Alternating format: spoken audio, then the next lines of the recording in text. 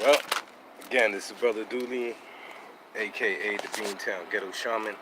Um, so happy that you can watch this video with me today. Um, haven't been making the videos in a while, man, because been spending time just working on myself, doing my own spiritual cultivation work, which that's the work that we all got to do, and going through my own life changes and things. But what's interesting is that ever since I've been trying to do videos and share different things with people, it's been a place of a place of each one teach one, and doing this out of the love of my heart, because things that I have learned over the years has really helped me in different situations. So anything I learn, I try to pass on, because that's just how I am.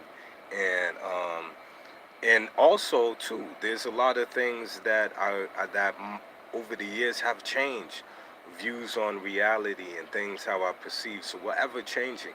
So there might be times where I might seem like I'm contradicting myself, and it's all good, because we're all growing, we're all going through one thing that you might been your truth at one point, you might have outgrown that, and now you're on to the next thing. So this is a beautiful thing, this thing called life, or the school, the school for the souls, man. You know what I mean? For this cosmic experience. So, before I start, I want to burn some incense out here. Why? Because we got a new kitty, and this kitty is, you know, making poo-poos and pee-pees all over the place. And I'm on the porch, and I smell a little something, something that don't smell so good. So I'm gonna get the nice scents going, so get the vibe going. It's my little kitty right here. I haven't had an animal friend chill with me, live with me in a long time. I don't want to call them pets, man, because there's a lot of things I'm learning more and more about our four-legged friends, our two-legged friends, winged friends, all of them. You know, I remember I was listening to this woman. She does Reiki. She's a Reiki teacher, and I do that too. It's a lot of different things I do. I teach Reiki. I do shamanic healings with people, all kinds of different things. I do combo, which is frog medicine. That's a detox medicine. So it's a lot of things that I've been doing over the years. Teach Tai Chi and Qigong. And lately I've been getting into Bagua. I have a wonderful Bagua teacher that's just bringing everything full circle for me right now. So I'm in a very place in my life where I'm learning, once again, much, much more. And I appreciate it. But I remember this Reiki teacher was saying how she was able to communicate with animals on a very deep level. And reminds me of one student I had in my last Reiki 1 class. Young sister, very deep, very in tune on so many levels. And what's interesting is she was saying how when she was younger, she would go to the zoo and have experiences with communicating with animals telepathically. So this is another situation where I was hearing this Reiki teacher saying the similar things, and how when we look at our four-legged friends, or our reptile friends, or our two-leg friends, whatever, we sometimes, well, majority of people, I don't want to put everyone in a box. There's a lot of people that think humans are on the top of the totem pole. That man, woman, we create cars and airplanes and do this and that we're the highest species of so-called evolution. And when people kind of learn that that's not the case, because if that was so true, we wouldn't be doing the fucked up things that we're doing now. You don't see animals up there doing nuclear war and all this other stuff. But what's interesting is that I'm gonna wait for this helicopter go by for a second. You know what's interesting, family, is that this woman, this Reiki energy healer teacher, was saying that she realized there was many Reiki masters that were reincarnated as master teachers in animal form. You know, um, and a lot of them would come to this planet as master teachers and as reincarnated animals to uplift the vibration of those particular animals, you know, and bring them to the next level. Um, what's interesting about that is an old story of even a reincarnation of the Buddha, you know, when he was reincarnated as a deer. And y'all check out that story. You know, I'll let y'all peep it. So it's interesting that, you know, we could look at a species such as animals and say, whoa, you know, well, you know, they just bark or meow and that's it. You know, I had a good friend of mine who's part of the spiritual community, who went on a great ayahuasca experience and was able to communicate with his cat telepathically.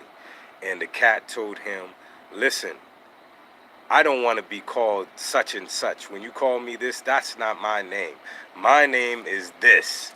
And what's so interesting, when he came back from that shamanic journey, he literally remembered the name and started calling his cat that particular name, you know? And what was interesting was that somebody's making a comment here. Nick J says, it's amazing word.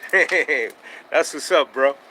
Um, what was interesting is that the whole cat's demeanor totally changed when he started calling this cat by the name the cat gave him when he was in his higher state of mind with Mama Ayahuasca. All right. So yeah, man, this is much more to us than we really know or really want to acknowledge sometimes. This is about rediscovering. We're not discovering anything. We're rediscovering ourselves. All right. So what's interesting, my friends, is this. I want to give just a brief breakdown of what's been going on in my own particular development right now. I got this book right here. Been reading this book. This one is called Tales from the Land of the Sufis. All right. It's a very interesting book. All right. Now, I always, you know, enjoyed the mystic traditions. You know, we know we have Orthodox religion, right? And there's a lot of people that come out of that camp of Orthodox religion with a lot of fundamentalist type of ideas and ways of approaching life, my way or the highway type of ish, right? When you look at the mystic traditions, you understand it's a big difference than organized religion. Big, big, big, big, big difference. And the big difference is that I don't care if you're dealing with Islam, Christianity, or any of the major religions, they all had a mystic tradition to them. All right? And guess what? The difference between organized religion is that you're going along with somebody else's experience. You know, you're reading a book about somebody else's experience, about some savior type of figure or someone who you have to go through to understand divinity or God, goddess, or what have you. And the thing that's different with the mystic traditions is that you're not going through any book or anything. You could have these things as references, but you're having your own particular experience. That's the difference. So when I look at Sufism, for instance, I think of, you know, Attar. I think of Hafiz. I think of Rumi. I think of a lot of these great poets, for instance, who are mystics and philosophers in their own right. And they were communicating their experiences, their inner experiences to the world, on them experiencing the divine, all right? Is trying their best to explain the unexplainable through poetry and different things. You know what I mean? Like Ensof on the Tree of Life talks about the undescribable. When you go to a certain state of consciousness that goes beyond sight, that goes beyond form, that goes beyond smelling, that goes beyond physical, all these things, and even when I was even have I heard of the omnis minerals?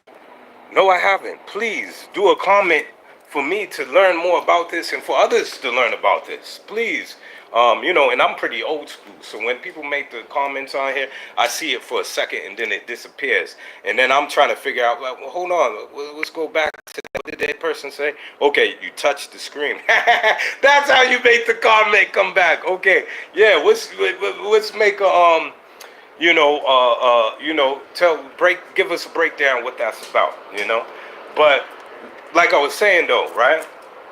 When I was in the early 2000s, I was studying Tibetan Buddhism. I was really into that, and it was a great teacher that his name is Lama Yeshe. I read his book, and it was a very simple book, but very profound teachings in that book.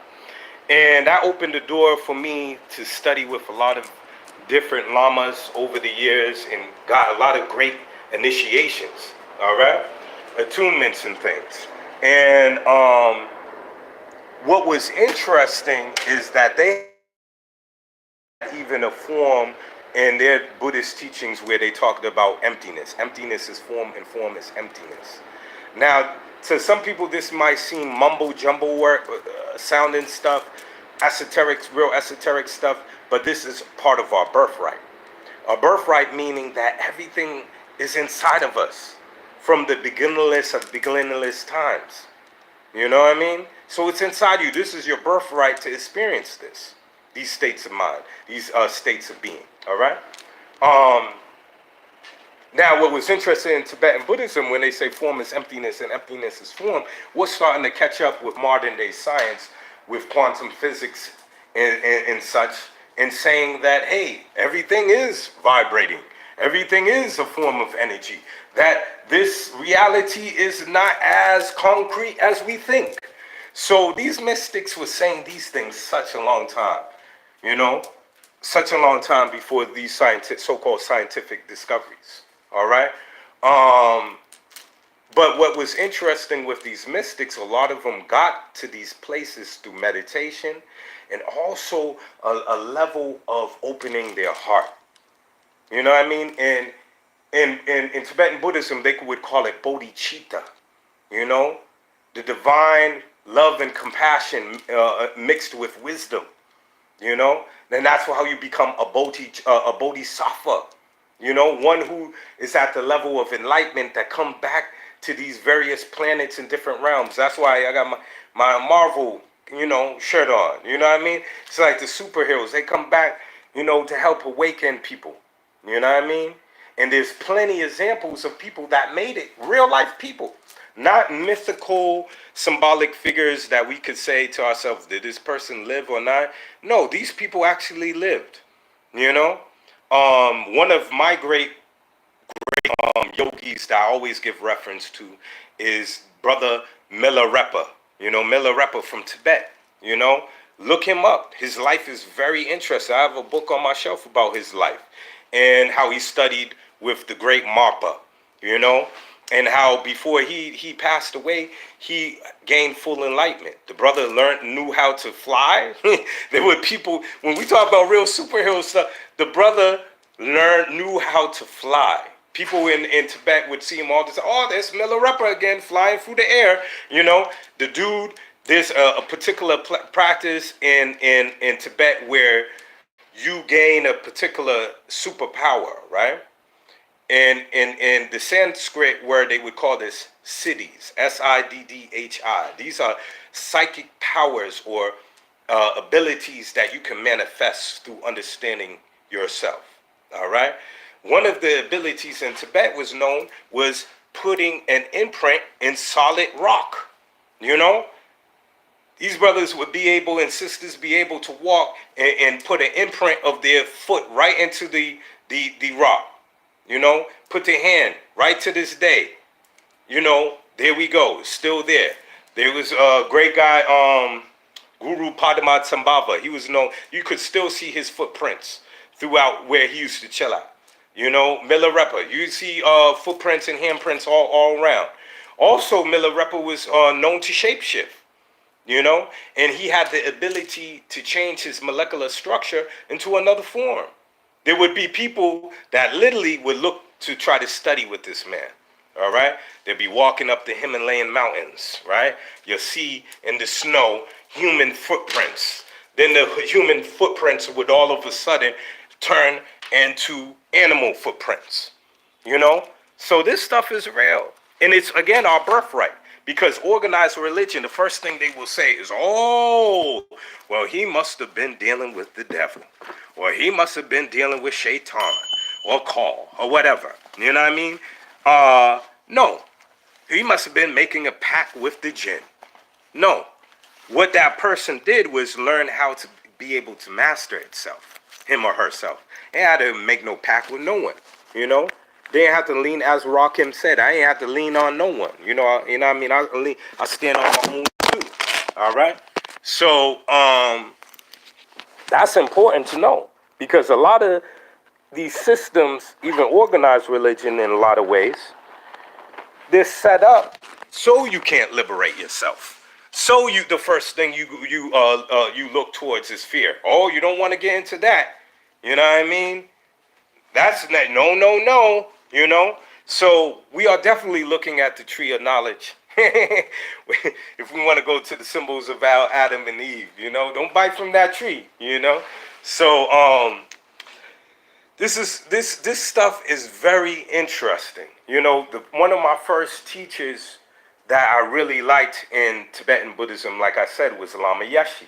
Now, there was a situation, this is a real life dude, right? He died like 1981 or 1980 or something like that. And I really liked his style because he was trying to understand the mentality of people in the West, all right? The Westerners. He wasn't like, okay, I'm going to come with this foreign stamuma, you know.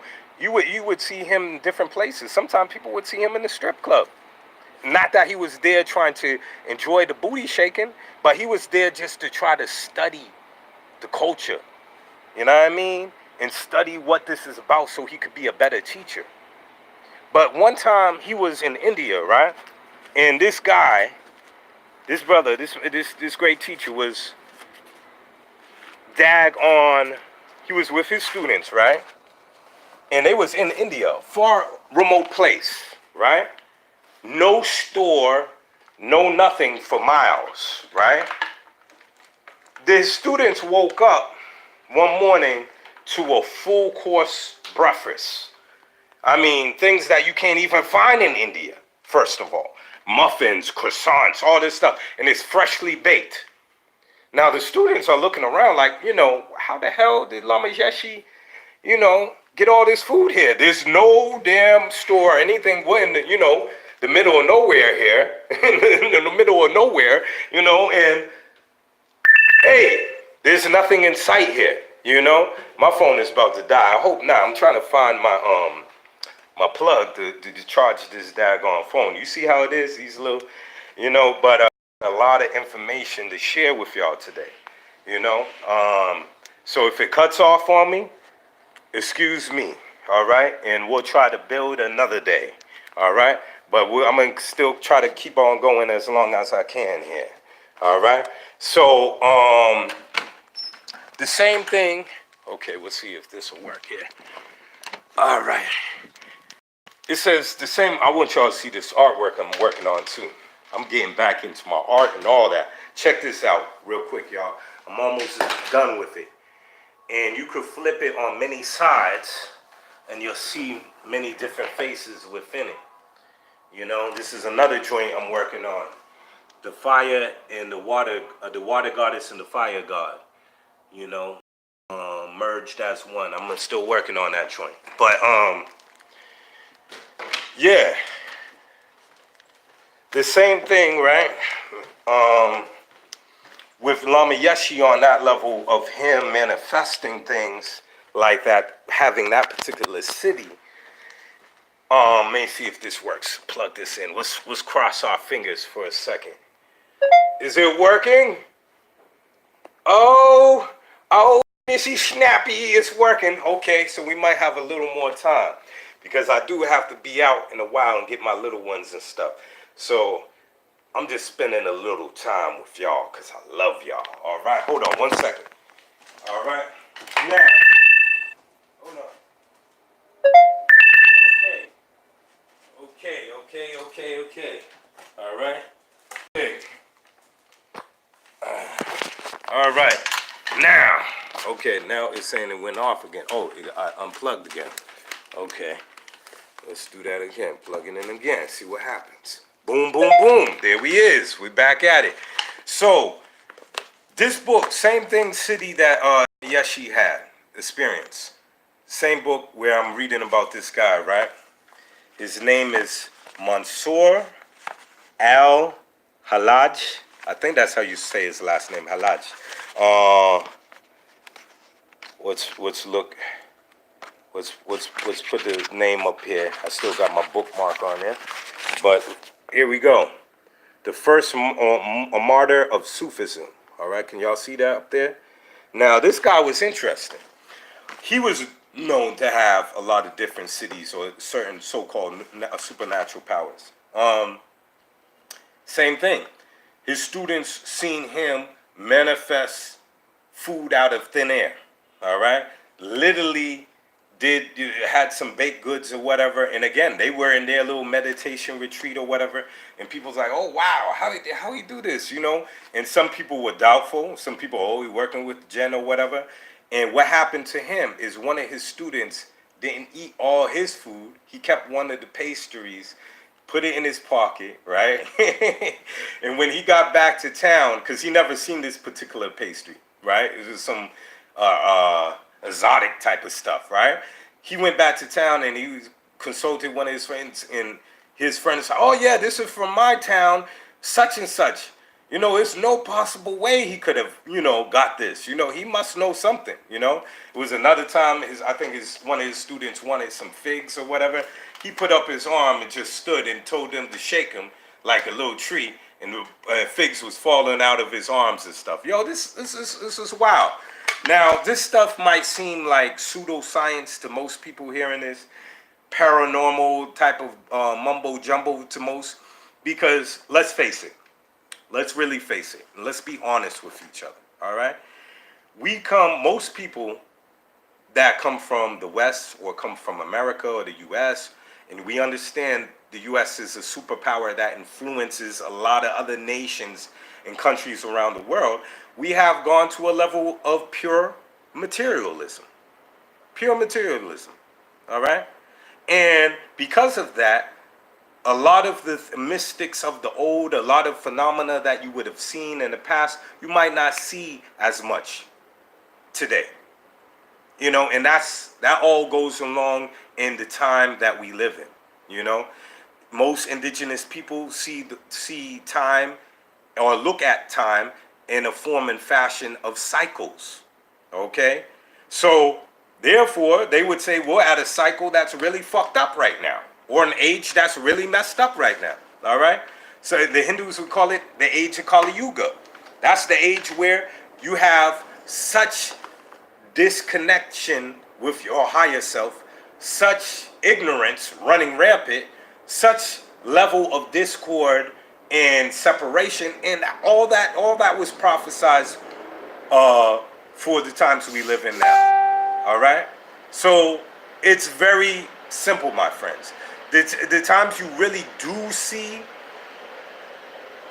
someone of high mastery, real masters, not no fake bullshit, overnight guru bullshit, You will usually won't see these people. These people, you have to seek these individuals out when you're ready. When the master says when he's ready, he's going to show up. So usually these individuals, you might have to travel. You know, you might have to go to the remote mountain or go deep into the jungle. Because guess what? A lot of these people ain't going to show what they know. There be, two things happen all the time. One, they're going to try to assassinate you, execute you. Or two, try to put you on the pedestal so they could try to use you. So a lot of these masters ain't wanting all that type of nonsense and chaoticness around in their life, So they rather be not seen. And they know when the student is ready, the student find them. So same thing with this guy Mansour.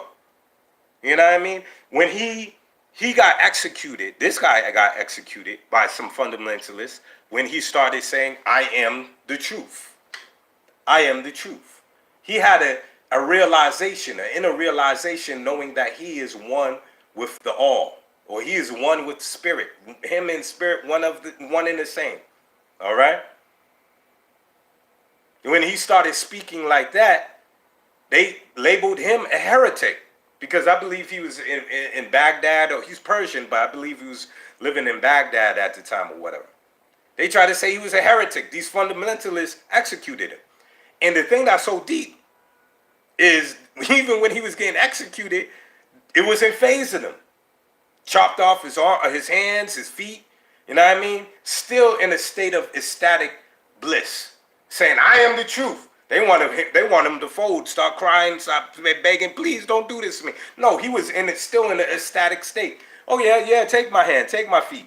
Eventually they cut off his head and daggone burnt him up and threw his ashes over some water or whatever. But that he knew that this first of all, this ain't him. And he knew that his message would last forever because truth reigns freely. It resonates with the hearts that are ready. So his word will always be around.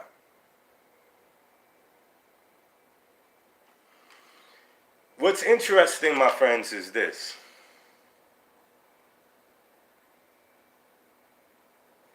This is our birthright. Like Joseph Campbell, the great professor that dealt with mythology, he says, follow your bliss. And he was very right. Because guess what?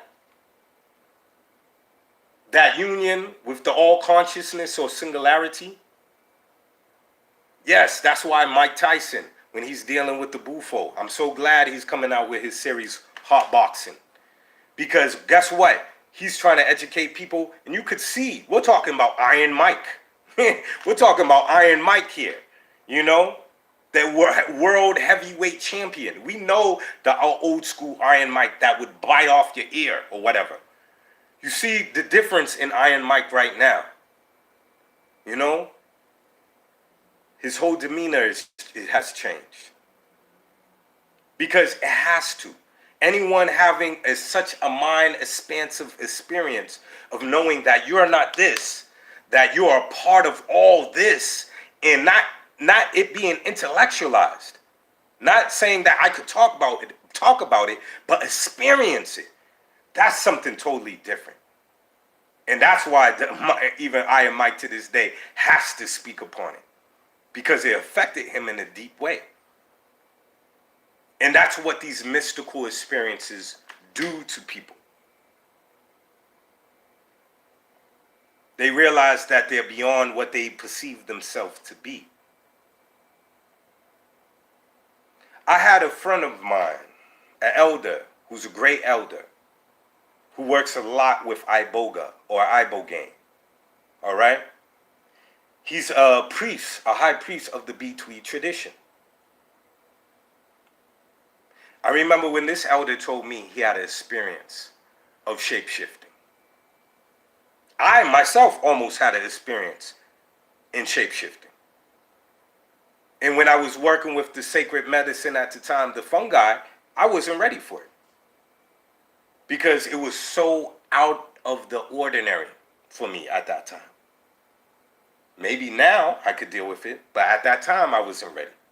Because I'm feeling my head, my cranium daggone shifting and moving, my fingers expanding, doing. I'm like, oh no no no no no no, I'm not ready for that one yet, you know. But about a year later, 2 years later, I came across this great book. I forgot. I don't have it on me right now, but it was a book on shamans that shape shifting shamans throughout the Amazon. You know, and the book was amazing because the author, man, he had this experience with this one medicine man where they were walking through the park or what have you, right? The guy, he ended up walking ahead of the author, you know. And next thing you know, he's looking around for the shaman dude. He's like, "Where did he go?" And he, after a while looking, he's like, "Oh man, whatever. I'm gonna go take a quick nap. I'm a little tired." He sits on this little bench or whatever, and behind the bench, he sits on this bench. Next thing you know, he's dozing off for a second. He feels something slap in his face. He wake up, he look around, he's like, it's nothing there, right?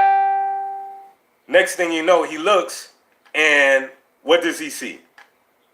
This strange, small little tree behind the bench.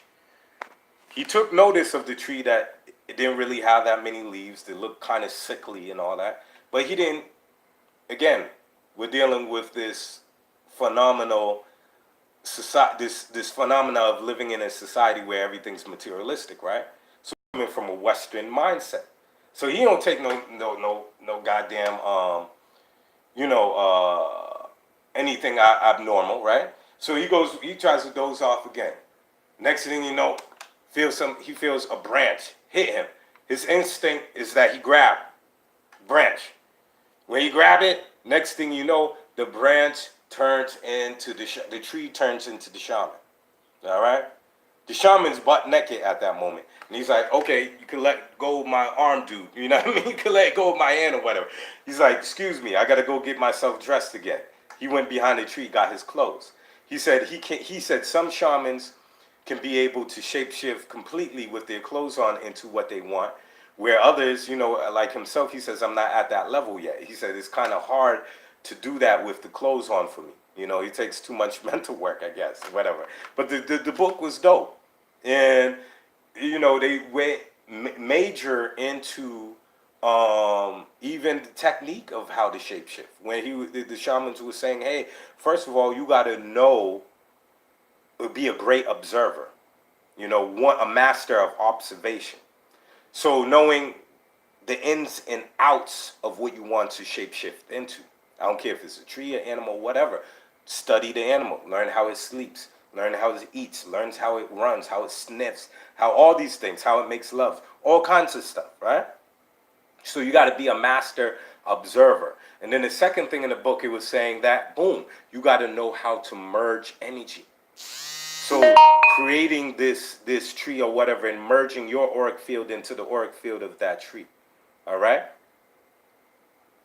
And I remember the author was saying, well, this sounds a lot like sex. And he says, bingo. You know, this is what the shaman says. He says, exactly. He said, shape-shifting is very much so like making love. All right? So there's a lot of stuff to this. You know, recently I came across some information about, the mystic Isa or Yahshua or Brother Jesus. And saying that there was some scrolls that were discovered in Upper Egypt saying that he knew how to shapeshift. They were saying near his execution time with Pilate and all that, they were saying that, boom, they said, how are we, when they were talking to Judas, they were saying, how are we going to execute him when he can change shape, right? They talk about this in this scroll, right? In this particular scripture. They said, this is what they said, quote unquote, Yahshua or Isa. They said there were times where he would present himself as an older man, a younger man. There would be times where his complexion would been what they said, I forget the term, but they said basically kind of reddish and then brownish, you know. So come on, man.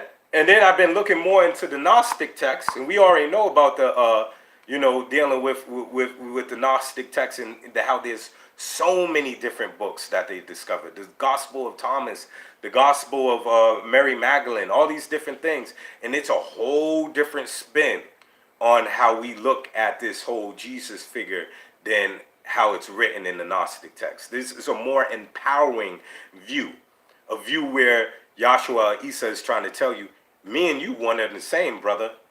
You know what I mean? You can accomplish what I'm doing.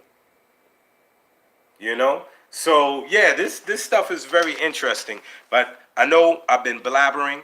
There's a lot of in talking. Top. Now I know that there's some comments here, so let me read some of these comments and then come back to what I'm saying. Now see, I'm pressing the daggone thing and the comments ain't coming up. Okay, the comments are coming up again. Okay. Now the question before was, have you heard of ormus minerals? Okay, now there's a reply here. They are basically a group of minerals that do not fit in the periodic table of elements.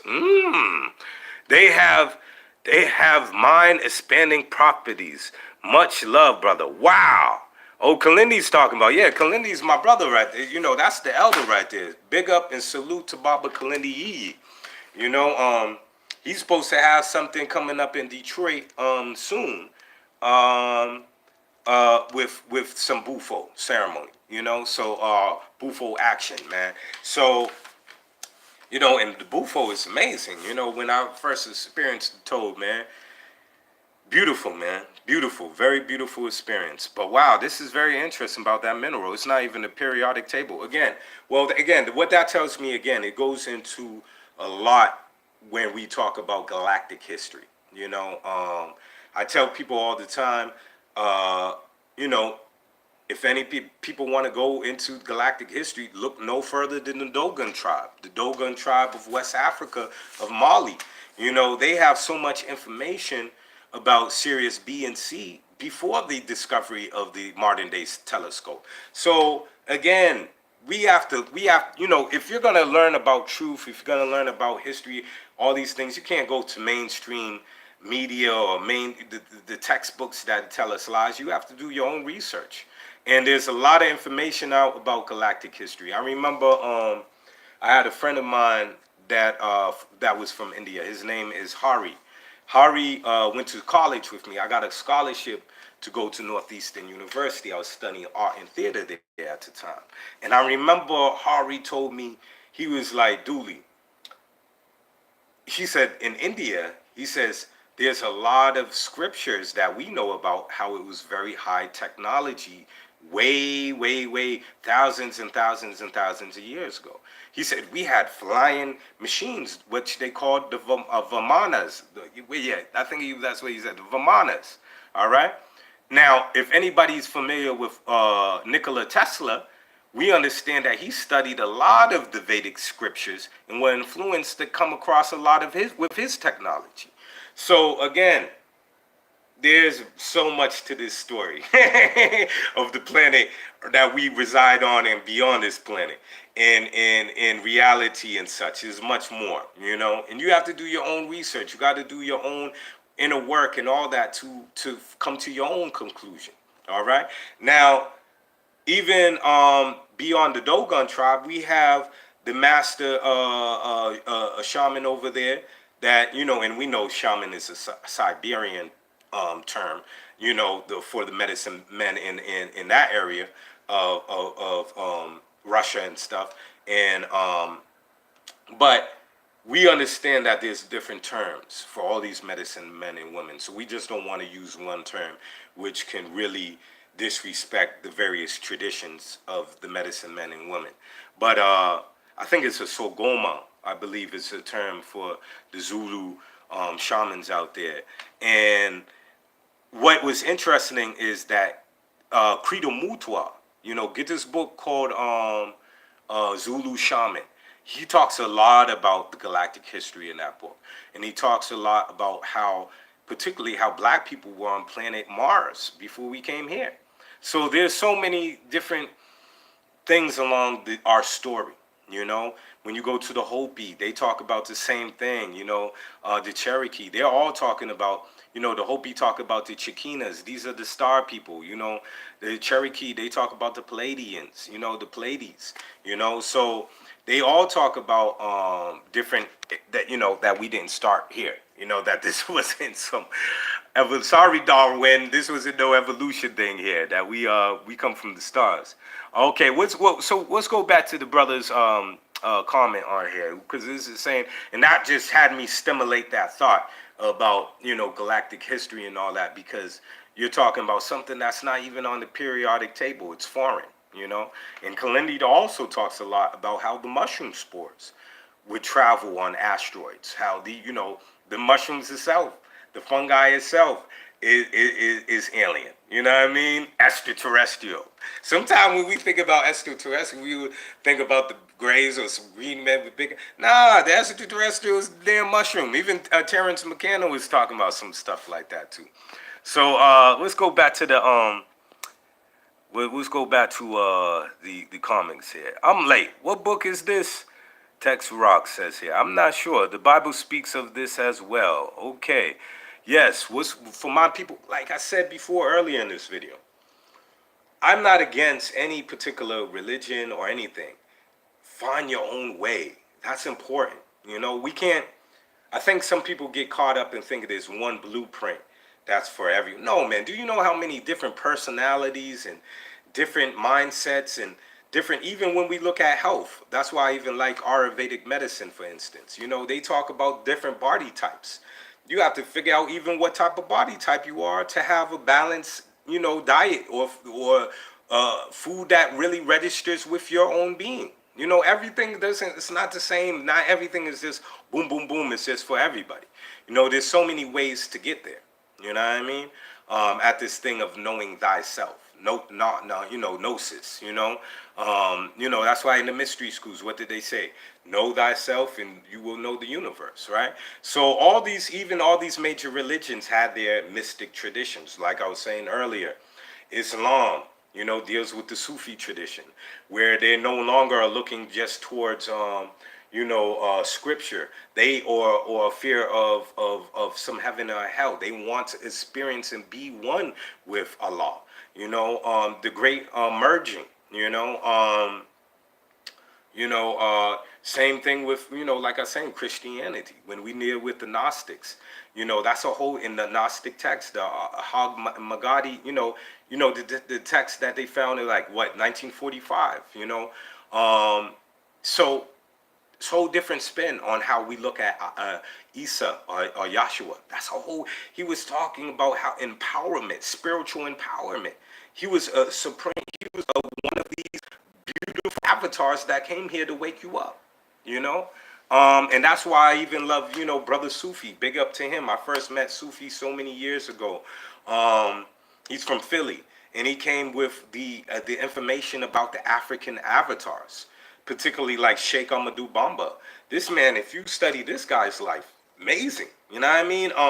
They try to kill this guy. Various governments tried to kill this guy over almost 200 times to no avail. At one point, they had the German army kidnap this guy, flew him over the Atlantic Ocean, put bricks on his feet, kicked him off the plane. When they landed the plane, they seen the brother doing his meditation. All right? German army's like, oh, no. I don't know who this is, but we're not messing with this guy anymore. See ya. Same thing with this other guy from the Congo, Simio Toko. He's another African avatar. Amazing guy, man. You have journals of assassins that try to kill this man. You gotta look into these people. Because I could go on for days talking about this stuff, and I definitely have to go run some errands and stuff. But I'm trying to get to these comments. Just trying to give y'all some references so y'all can go and look up your own thing. The Bible speaks of this as well. Okay, there's another comment here. We can should ask permission to enter plant tree energy field. It works well. Yes, it's very true. I have my wife who talks to plants all the time, trees all the time. And it was only recently where I started to learn how to talk to trees and stuff. It really started to come to me when I went to Costa Rica, when I was learning how to work with the combo medicine, the frog medicine. And yeah, man, I had this one tree talk to me, told me its name, gave me this beautiful lesson, life lesson. I mean, it's amazing. I think what the book was saying, though, I don't know if he was talking about the actual shamans or medicine men going into the auric field of the tree itself.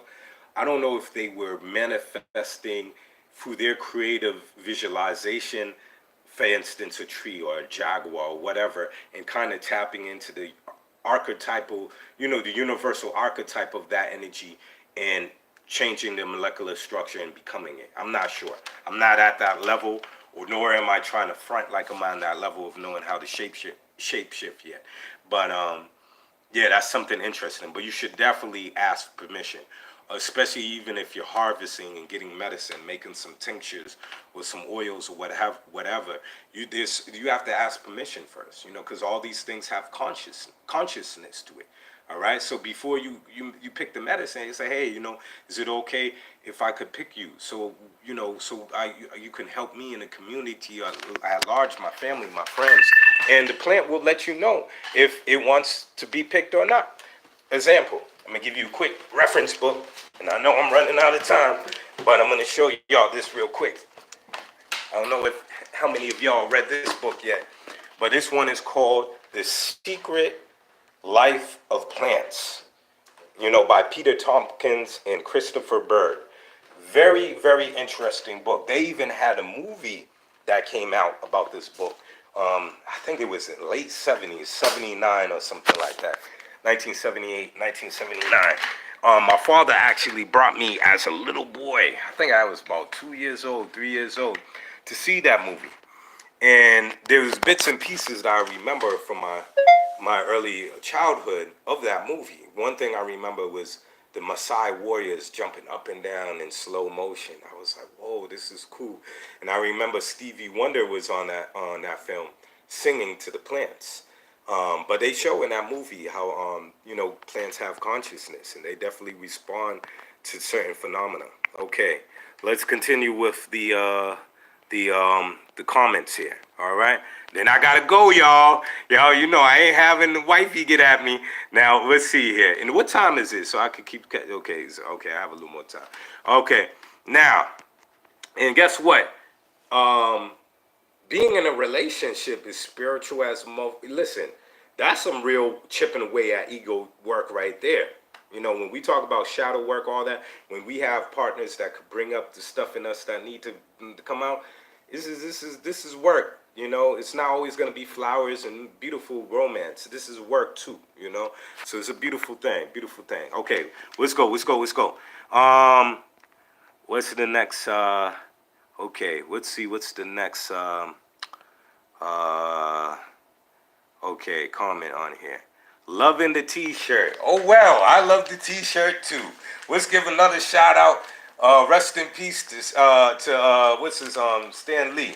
All right, and we already know, if y'all familiar with Kalindi's work, he talks a lot about the real brain behind Marvel Comics is Jack Kirby and his military connections and stuff, and bringing in a lot of that secret super soldier program stuff and all that coded in the comics. I mean, if you look at life is a trip, boy. Woo wee. But anyways, okay, let's go. Well, thank you for the props on the shirt there. Okay, let's go to the next comment here. Joshua Senanda, okay, Joshua, yep, was an energy worker band could bilocate. Yes, bilocate is one of the major cities or psychic powers that one should be able to develop as one progresses spiritually. In the book Autobiography of a Yogi by Yogananda, there's a yogi in there that he talks about that by location. There was one person that seen this master in the marketplace, and then he went up the street to the ashram or whatever, which was probably no. Let me get the story right. He was in one place. He seen him in the marketplace, and I think he traveled somewhere else, which was much farther. And he said to himself, "How could this guy get here before me or whatever?" And the other teacher said, "Did you touch his feet?" And he says no. So this was something, maybe some high science of projecting some advanced type of hologram of himself in numerous places that can interact with phenomena and different stuff. This is some deep stuff. There's a book that my father gave me a while ago, and it was talking about the various cities or powers that you could get through self-development. And it goes into a whole bunch of them. So again, we're not even, I hate to say it, man, we're not even aware of who we are yet. You know? That's all I could say. All right, okay? Let's go. Let's continue. Let's see here. Let's see if there's anything.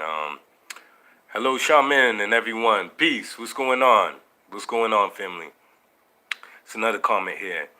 Earth medicine and sky galactic medicine are the same. As above, so below. You best believe it. The Hermetic text, the Kabbalion. There's a few Dogon books I plan on getting. That's what's up. Keep the Dogon knowledge going. Anyone heard of Barry Littleton? He talks about the dog and on their galactic history. Pretty cool. Barry Littleton. Why does that name sound familiar? Let me write it down. Well, I'll look for a pen and stuff in a second and write that down. Because this is all about sharing, y'all. We're all sharing information with each other to try to get this. You know. Let's see here. Let's look at the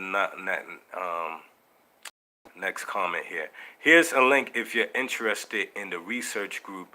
I'm glad I found your page by synchronicity.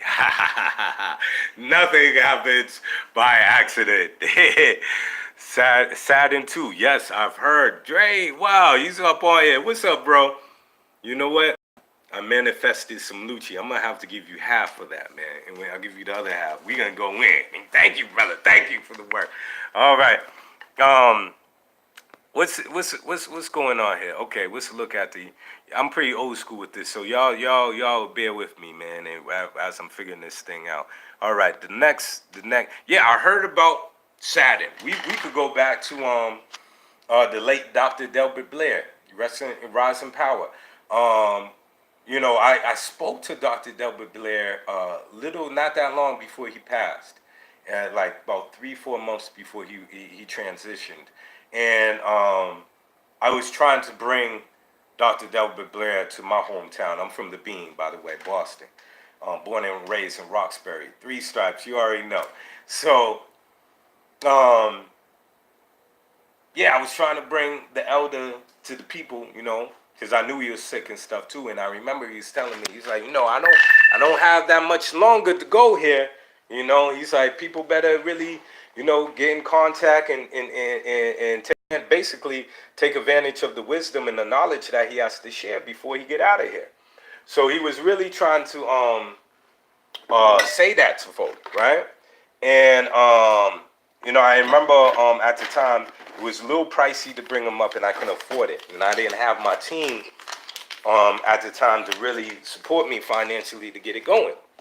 And he needed to be compensated. There's some people out there in this community, you know, they trying to make a buck off of people. But in this case, this man had medical bills to pay, you know, and some people that put in years of research and dedication, and this is their life work. Compensate them, you know? You know what I mean? You know, these are the people, this is their lifestyle. A lot of these people don't have a 9-to-5. A lot of these people are trying to keep their bills paid and stuff and still be able to help other people out there. You have to cherish these people. You know what I mean? that's how you show that you care about this stuff that they're presenting to you. You know what I mean? So yeah. But Dr. Delbert Blair talked about the beings on Saturn. You know, he talked about two melanated gentlemen that he seen on a train that started talking to him telepathically. I'm trying to write this name down for this dag for this daggone thing here. Barry Littleton. Okay, yep. So okay, Littleton. Okay. So in telepathy is just another city or a natural ability in itself, because when you look at more advanced, say, star beings, for instance, and we're all star beings, we're aliens too. All right, boo-hoo, it's not a big deal. Um, there's some civilizations that have been around the block, you could say, or gone through their own development, maybe millions or billions or trillions of years before maybe these species from this young universe or what have you, right? I remember one of my good friends who's very good at astral projection went to this one particular planet. And this particular planet, it was of more of a melanated planet. He said there might have been other races on that planet. He doesn't know. He didn't travel all around the planet like that. But the planet, the particular place where he was at on this planet, they were very dark-skinned individuals who had very big eyes. Their eyes were bigger than ours, right? Perceived to be on this planet. And he said what was interesting is they were telepathic. They didn't use their mouth to communicate with each other. And also, what was interesting is that their technology. He said when he went into one room, he noticed that they didn't use electricity. He said there was a light source, but he didn't know where the light source was coming from. Also, he could tell they were much more advanced because they could perceive his astral body there. All right, there were many of them that just seen him. It was no big deal, and they would carry on with their conversation or whatever they were doing. All right, whereas the same friend of mine, he'll leave he'll have an astral projection body experience, and he'll be on this earth plane, for instance, and people won't see him or perceive him in their apartment or wherever. All right, so but these people definitely perceive them. All right, so yes, Dr. Delbert Blair seen these two melanated guys that were on a train, and they communicated with him telepathically. He actually got off the train stop with them. They told him that they were from Saturn, and yeah. So there's there's so much to this, and start off slow. For some people hearing this stuff, it might go so over their head because it's so out of reach of their everyday reality. They've been so conditioned. So sometimes you have to feed people breadcrumbs first or whatever and ease them into learning more about reality in themselves. Okay? Like I said, when you travel, when you're a world traveler, you start to see different parts of the world, you start to see different mentalities, different perceptions on reality, different phenomena that you maybe never see here in your life. All right, because certain things are so censored and stuff, right? That's why it's a book called Faces in the Smoke. A good book. I forget the author's name. But this book talks about, I think he was a South African dude of Europe. He was born in South Africa, this European. And he talked about when he was a young boy that he's seen a lot of mystical phenomena, supernatural phenomena that he couldn't just get his head around, and his family being a more scientific, logical type of thinking family, they kind of brushed off a lot of things that he's seen from the medicine men and women in Africa. All right. But that curiosity never left him. And thus he traveled the world as an adult, interviewing all these different healers from around the world. The book is amazing. One of the chapters in the book is about Haiti and how he discovered through this man talking about the secret society of flying men in Haiti. So man, so again, us being here in a place where things might be censored or whatever these things might go straight over your head, and you might be, oh no, that's too much, that's crazy. It's okay. To you, wherever you're at, it might be totally crazy. This might just be what we can call seeds planted in your mind, maybe manifest later in your life, or maybe in lifetimes when you're ready. And it's okay. It's okay. This is not a rush process, because ain't no such thing as time anyway. Things start getting really interesting when you start getting deeper into things. So let's go back to the comments again, and then yeah, okay, um, okay. Let's see this again. Okay, we was talking to Saturn. My homeboy Dre was saying something on there. Okay, yeah, Saturn too. Okay, peace, bro. Thank you, sis. Zada. Okay, just fungi can just yes, fungi can survive space radiation. Yes, Kalindi talks about this. That's deep, right? They're like literally going from planet to planet. Like, yo, wake up these beings over here, yo. These beans over here are snoozing over here, yo. We gotta help them over here. I'm looking at this movie right here. I gotta get this movie for y'all, because I got a sister from Atlanta that just big up to her. I'm gonna call her today and thank her. Sent me this video.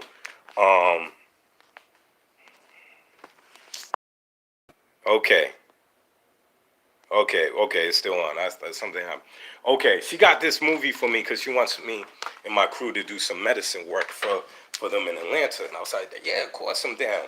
So, the Emerald Forest, all right? I did not get a chance to see the whole thing yet. Because I was like 3 in the morning watching this. Kids, wife, everyone went to sleep. And I knew I had to get up early because I had to teach some Tai Chi and Qigong today. So I was like, okay, I can't watch the whole thing, but I'm going to watch about the first 15, 20 minutes. And deep, this is like, again, like the fungi.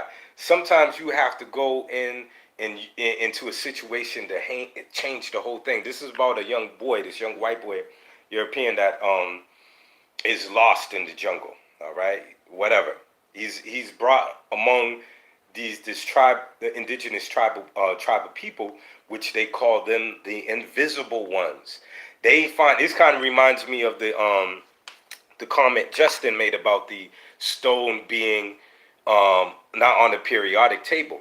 There's a special stone that these people use that they rub on themselves, which perceives other people that they can't see these people.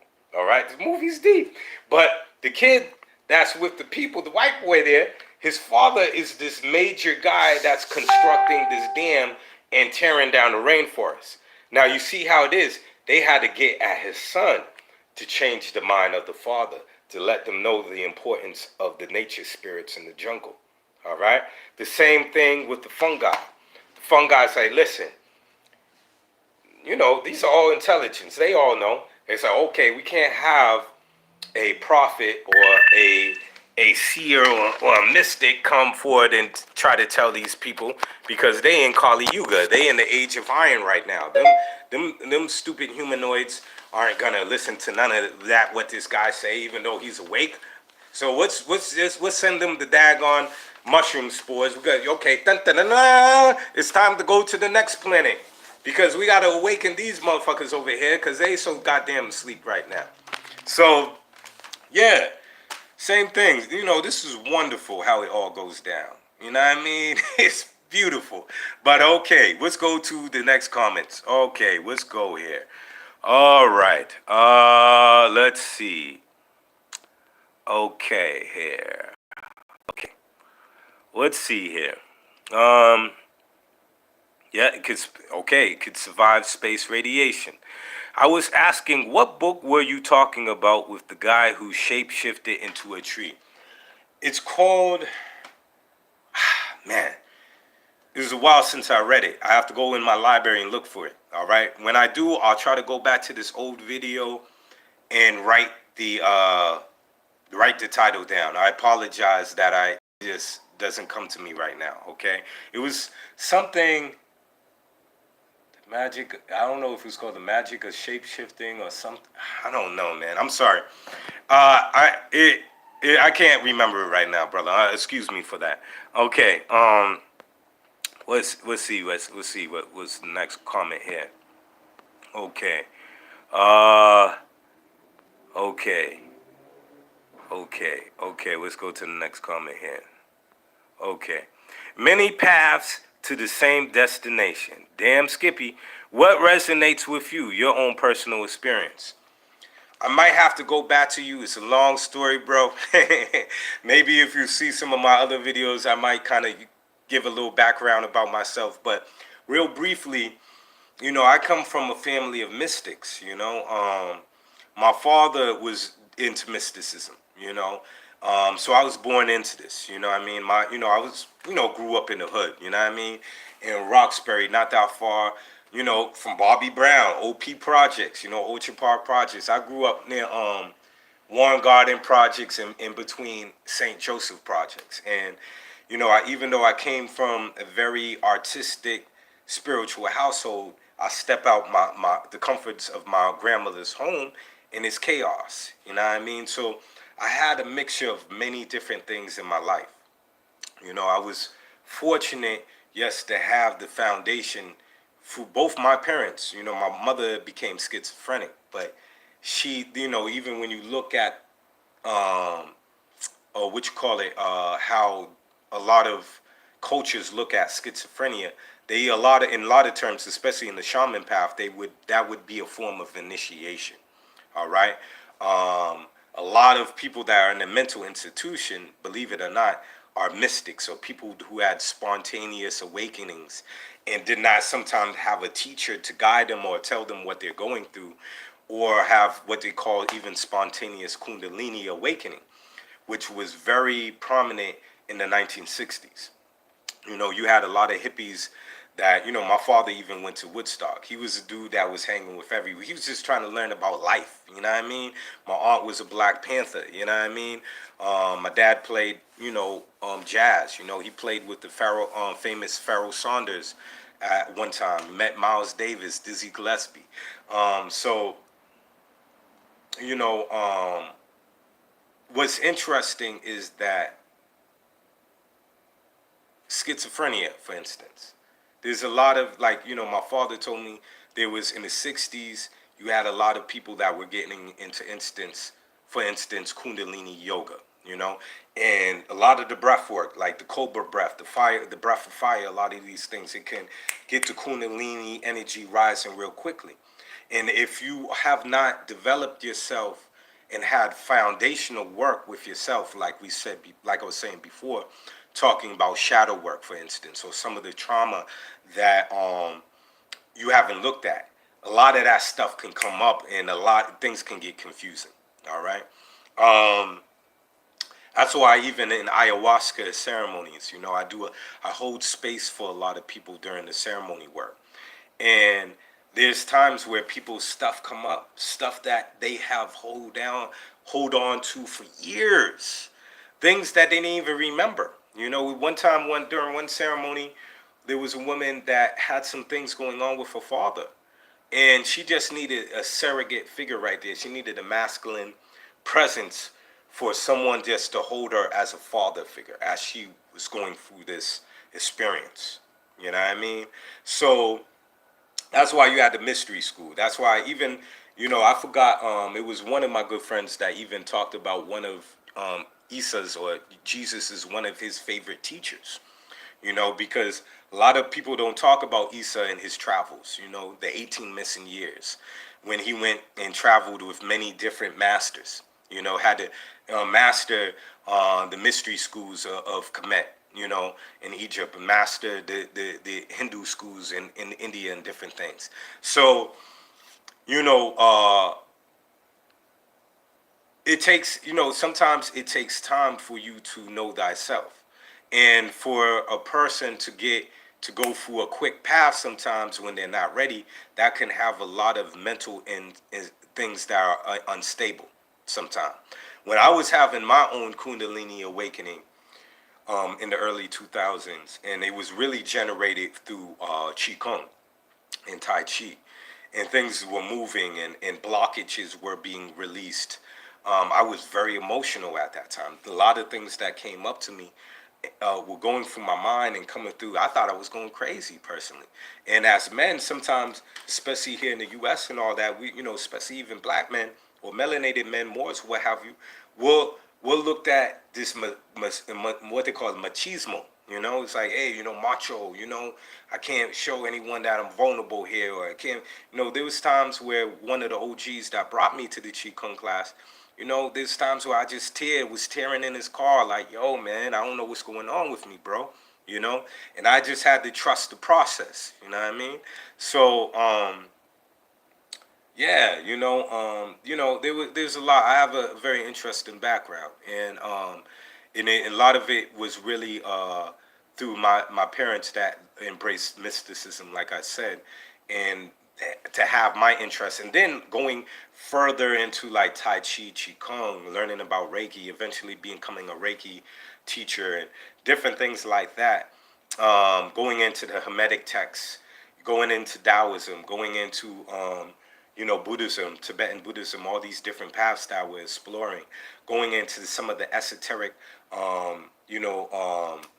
melanated knowledge, from the five percenters when I was in my early teens, Nation of Gods and Earths from the Nuwabians. I was exploring so much Sufism, different things, to even when I got into college, starting to learn more about shamanism, and having my first mushroom experience, and from there that opened up even more doors, going into Bufo, ayahuasca, I'm soon going to have I'm going to sit with one of these teachers that I'm going to have a real iboga ceremony with me, with this elder. So, I've taken iboga before, but more microdosed. So this is going to be even another interesting experience for me. So, and got in and learned from all these different schools of thought and stuff, and so and continued learning. Knowledge is infinite. So, but the biggest thing I see is the heart.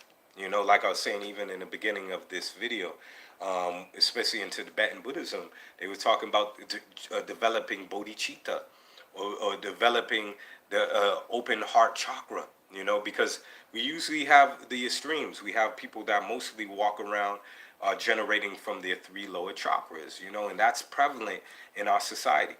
People that are coming from a place of power, coming from a place of survival, and overly sexualized. You know what I mean? It's a rarity that we're walking around with people that know about opening their heart and seeing that this experience of reality goes beyond them. When it goes beyond to you, then you naturally become a humanitarian. You naturally become a person that's more compassionate, has more empathy. It just comes natural. Um, what's interesting, even like along the lines of, you know, even along the lines of, like I was saying, those who have spontaneous Kundalini awakening, for instance, and those who might not be ready for some of that awakening, it had me think of the movie Akira. And that was one of the movies that opened me up to anime or in Japanimation and all that. That movie has so many layers to it.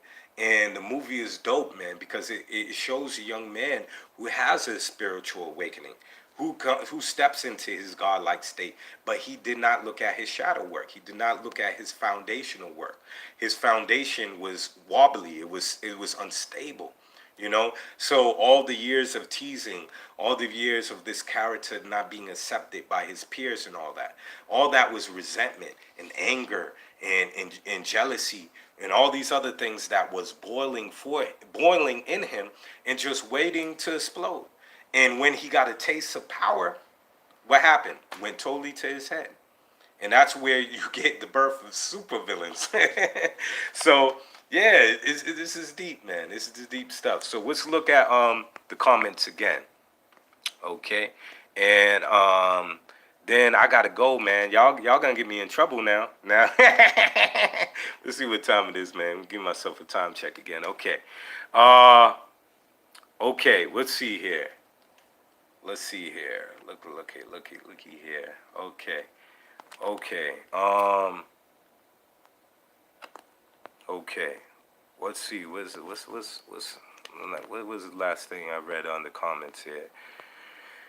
Okay. Someone was asking me about what path, where I was about. Okay. I'm trying to go back to that. So, what's your own personal experience? Okay. Hope I you know, spoke a little bit about myself, and then because I'm trying to go to the other comments here, higher dimensions. When I mentioned the Bible, I was saying it mentions Jesus shape-shifting. I think you may have misunderstood me. I was responding to two different things. Yes, there was a scripture, you could look it up, that they found in Upper Egypt. They found in this old church that was talking about a particular scripture of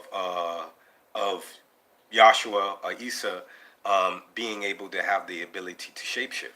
And he said ruddy. That's what it was. He said sometimes his complexion could be ruddy, or he's saying how it could be brownish or whatever. He could appear as young, he could appear as old. And this scripture was talking about how because of that, they was talking to Judas and saying, how are we going to be able to know who's Jesus, when we get him or whatever. I think it's just an interesting reference. And again, looking at the how y'all say it, the Hog Magadi text or whatever, the Gnostic text, it gets a whole different spin on how Yahshua or Isa was approaching spirituality. And also they talk about even Mary Magdalene being one of his top disciples, and how his other disciples were semi-jealous of her. Is a book that talks about Mary Magdalene being a tantric priestess, and how she even taught Yahshua those sciences as well. Okay, let's continue. All right, let's see here. What Dre Wilk says? What's the name again? I'm not sure what name you're saying, bro. That's funny because I just finished reading the autobiography of a yogi. Excellent read. Yes, it is. So many Jews in that book, even the person that didn't need to eat food and all kinds of stuff. You from Detroit, right? No, I am not. I'm from Boston, from the Beantown. I'm reading. Did you receive our video in the Emerald Forest? Yes. Yes, I did. Washington. Well, is this the sister Tupac? I'm gonna get your whole name. I was giving a shout out earlier. I got it in the mail yesterday, and I was saying to the family I was watching some of it last night.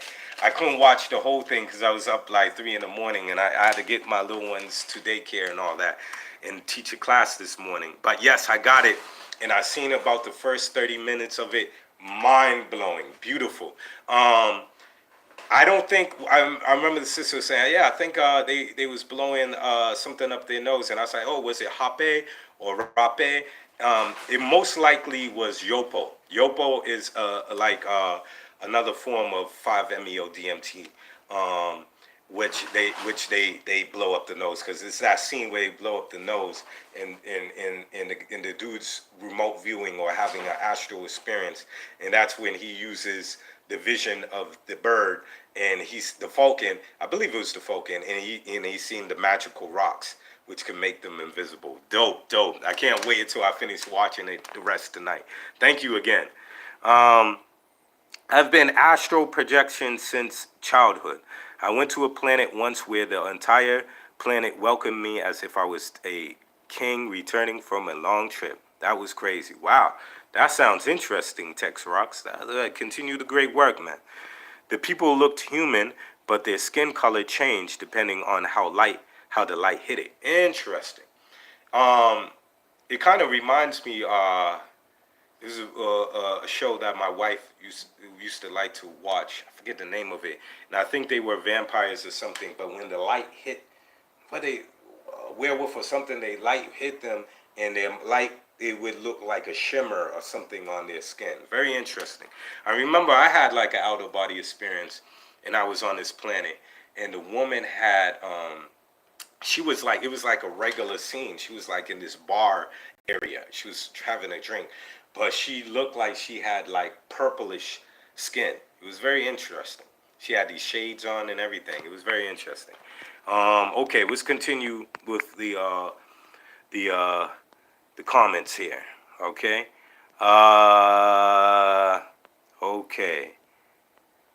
You got the Washita in the house. Washita Wellness Center. That's what's up. Moors. Um. Okay. Let's see here. I've been astral. Okay. Yep.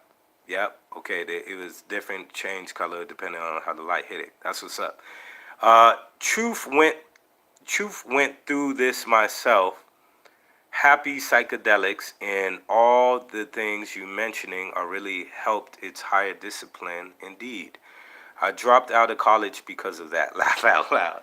Well, some of the greatest have dropped out of college, man, and have, we already know these titles and these alphabets behind people's names don't define who we are.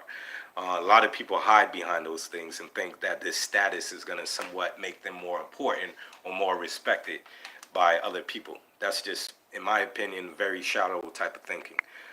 It's who you are. Fuck the titles. Um, okay. Yeah, Akira needs to be watched multiple times. Even then, there's more to unpack.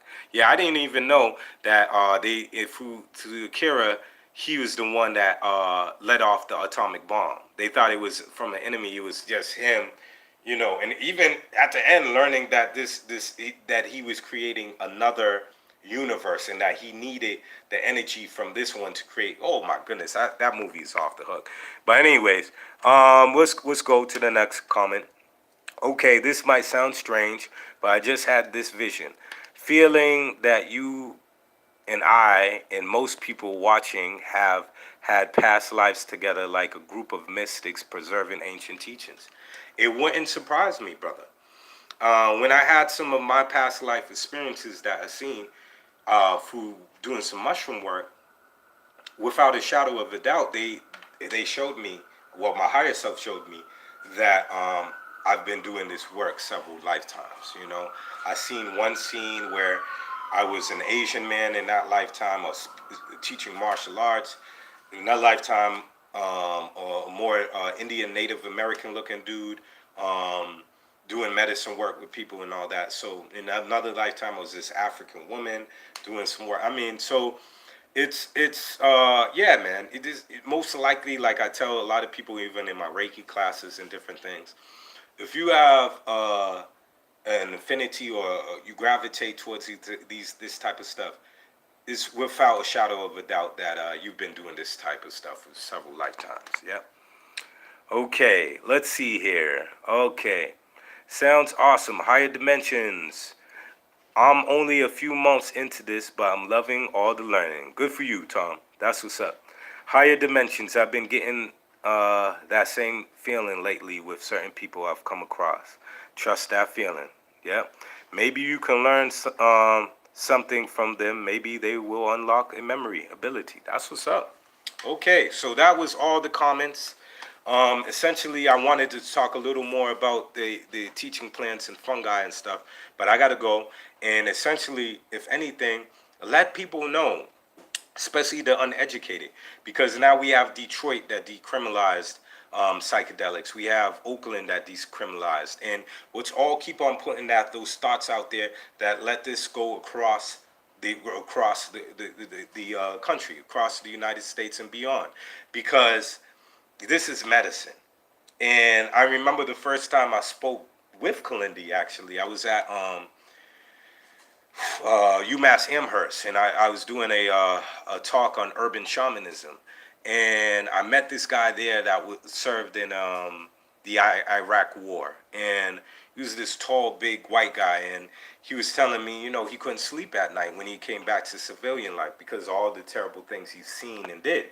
And it wasn't until Mama Ayahuasca came into his life that he was able to deal with a lot of his own personal demons.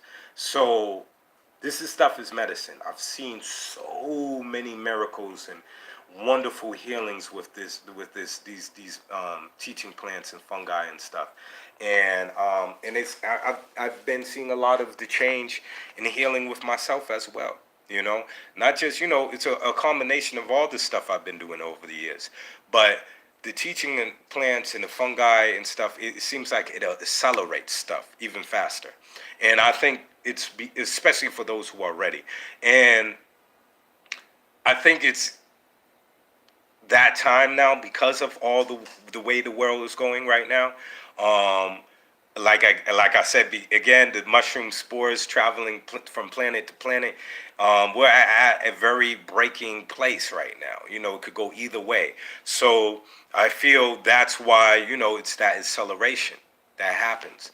That's going on right now, even with the teaching plants and stuff. So I think there's one more comment here, and then I got to go, y'all. Okay. Higher dimensions for sure. Sometimes during meditation, I get a glimpse of past life experience. One time I was a warrior who had been hit with arrows. I just remember laying face down on the ice. Wow, that's powerful, man. That's powerful. And that's why sometimes we might even have certain feelings or have certain triggers, right? You might see something or you might feel a certain way. Like, oh man, why did I feel that? It triggers even certain past life stuff. We know about epigenetic DNA and stuff. So, you know, I'll never forget, it was a woman who had an iboga experience where she had a past life experience where she was an African slave trying to escape from the plantation. She was running through the sugarcane field, you know. Yo, this shit is real, man. And you might have glimpses and things might come back, and you know what I mean? And it's all part of the healing process. But I have to go, and thank you all for taking time to watch this, because maybe I'm just a guy that's trying to figure it out just like anyone else. And I thank you. I thank you for the comments. I thank you for the information that you're sharing so other people can learn. And let's just all just keep on learning together, man, and spreading the knowledge. And if you feel this video is something that you could get from, pass it on to somebody else. Maybe they could get something from it, you know? All right. So thank you again. I got to get going. I got to go get my kids. Much love to everybody from this planet and beyond, intergalactic. And thank you. All right. Sending love from the UK. Thank you, y'all. Peace. Peace. Thank you. Y'all take care, y'all. And be easy with yourself. Sometimes this just don't happen overnight. We got to be easy with ourselves. Sometimes when we go through some of these hurdles that we've gone to the next level and we've done some of that shadow work and the universe has kicked our butt, sometimes just take a load off. Go to the park, get some nice vegan ice cream. Chill out, get your favorite candy bar. Chill out. Go put your feet in the earth and say thank you, mama. Okay? Peace and love. Now, how you daggone cut this damn thing off? You see, this is that daggone stuff I'm talking about here. Now, let's see. Press this button to see if this will do it. Okay. I don't know if it. Okay, that button didn't work.